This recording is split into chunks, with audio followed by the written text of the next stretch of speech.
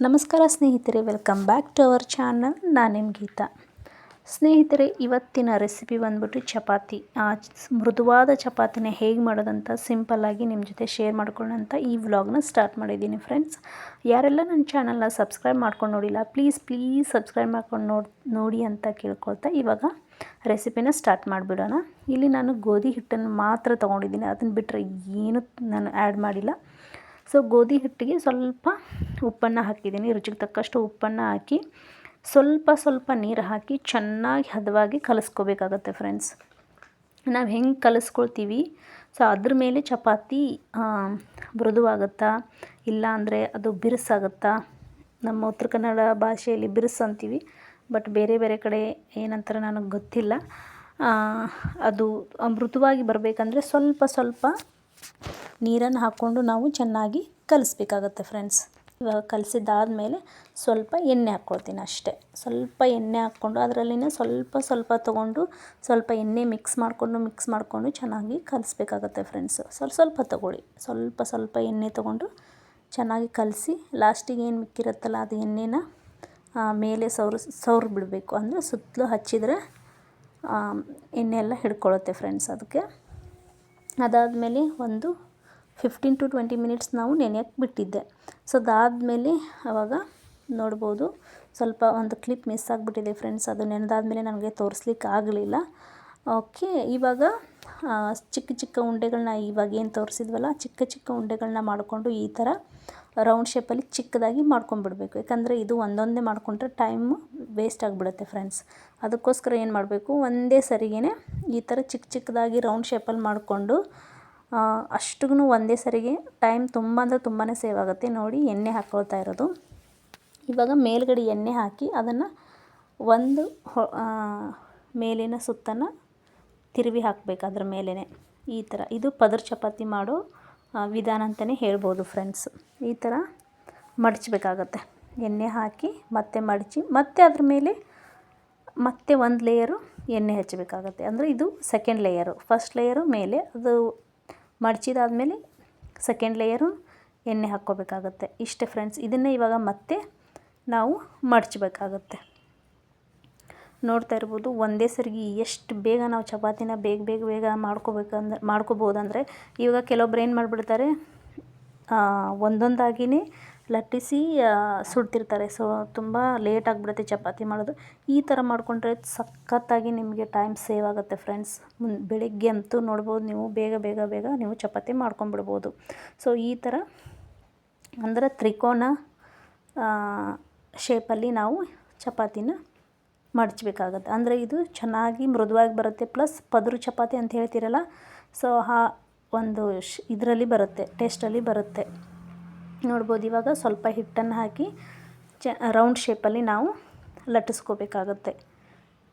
ಅದು 3 ಮೂಲೆ ಇದೆ ಅಂಥೇಳಿ ನಿಮಗೆ ಹಾಗೆ ಹೀಗೆ ಚಪಾತಿ ಚೆನ್ನಾಗಿ ಬರಲ್ಲ ಅಂತ ಏನೂ ಇಲ್ಲ ಫ್ರೆಂಡ್ಸ್.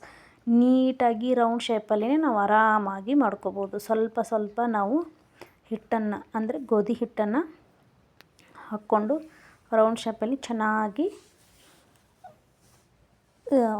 ಲಟ್ಟಿಸ್ಬೋದು.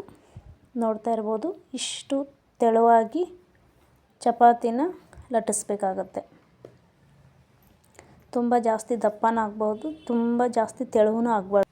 ಈ ಶೇಪಲ್ಲಿ ನಾವು ಲಟ್ಟಿಸ್ಬೇಕಾಗತ್ತೆ. ನೋಡ್ತಾ ಇರ್ಬೋದು ಇವಾಗ ಎರಡನೇ ಚಪಾತಿನ ರೌಂಡ್ ಶೇಪಲ್ಲಿ ಲಟ್ಟಿಸ್ಕೊತಾ ಇರೋದು. ಜಾಸ್ತಿ ದಪ್ಪ ಆಗಿಬಿಟ್ರೆ ಅದು ಸರಿ ಬರಲ್ಲ ಫ್ರೆಂಡ್ಸ್.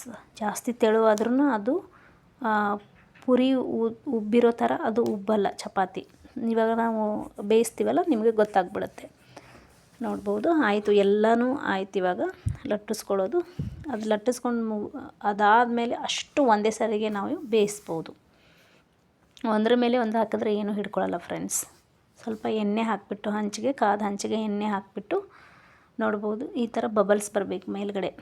ಬಬಲ್ಸ್ ಬಂದಾದಮೇಲೆ ನಾವು ತಿರುವಿ ಹಾಕಬೇಕು. ಯಾವುದೇ ಕಾರಣಕ್ಕೂ ಅದು ಒತ್ತೋದಿಲ್ಲ, ಅಂದರೆ ಸೀದೋದಿಲ್ಲ.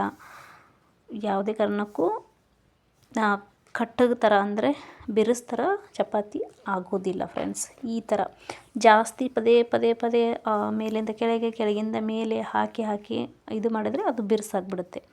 ಒಂದು 2ರಿಂದ 3 ಸರಿ ನಾವು ಬೇಯಿಸಿ ತೆಗೆದುಬಿಟ್ರೆ ಸಾಕು. ಚಪಾತಿ ಸಖತ್ತಾಗಿ ಅಂದರೆ ಸಖತ್ತಾಗಿ ಮೆತ್ತಗೆ ಬರುತ್ತೆ, ಮೃದುವಾಗಿ ಬರುತ್ತೆ.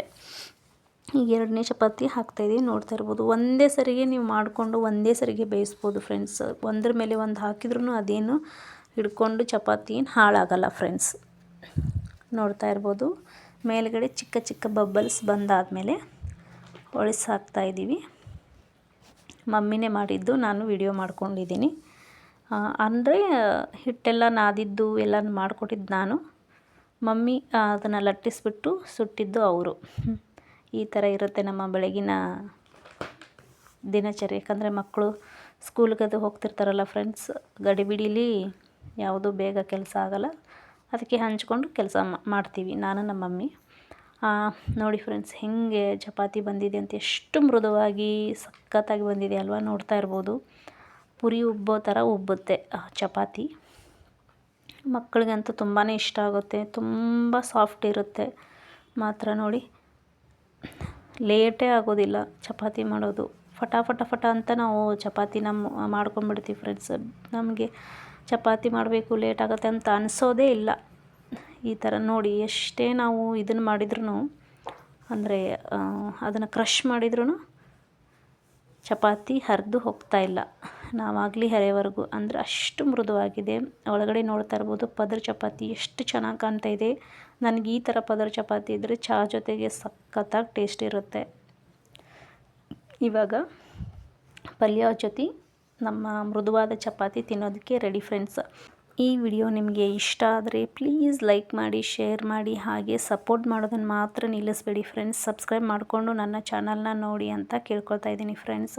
ಪ್ಲೀಸ್ ಸಪೋರ್ಟ್ ಮಾಡಿ. ಮತ್ತೆ ನಾನು ಮುಂದಿನ ವ್ಲಾಗಲ್ಲಿ ನಿಮ್ಮ ಜೊತೆ ಸಿಗ್ತೀನಿ ಫ್ರೆಂಡ್ಸ್. ಅಲ್ಲಿವರೆಗೂ ಟೇಕ್ ಕೇರ್, ಬಾಯ್.